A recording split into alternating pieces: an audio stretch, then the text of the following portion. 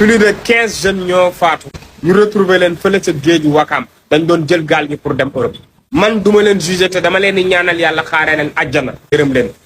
duma leen juger parce que gis nga nit li koy dundal lenn la nit lenn na tax muy am énergie chaque jour muy xëy di wut liggéey wala muy liggéey mooy yaakaar. nit ki liggéey bi nga nekk sax boo ci amatul yaakaar doo ko def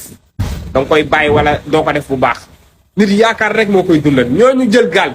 ñu ci ëpp si ñoom dañoo amatul yaakaar ci seen réew. parce que fu ne dugg nañ fa loo xalaat comme métier def nañ ko mais ba léegi seen dund changé wul day gën a pire. ñenn ñi seen yaay ngi tëdd feebar am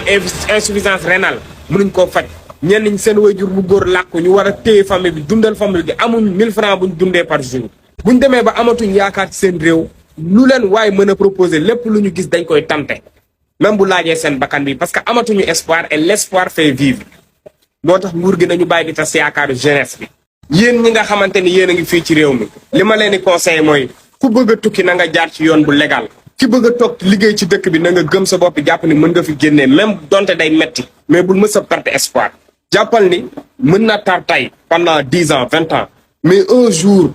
yàlla dina def mbir yu baax. parce que ñi nga xamante ni yaa ngi leen di gis tey di leen naw muy ay Elon Musk muy ay Mark Zuckerberg muy Bill Gates ñooñu ñëpp tey xëy ñu xëy rek yor ay milliards dañoo liggéey pendant 30 ans yu nga xamante ni si souffrance la ay 20 ans yu nga xamante ni si métit la ay échec sur échec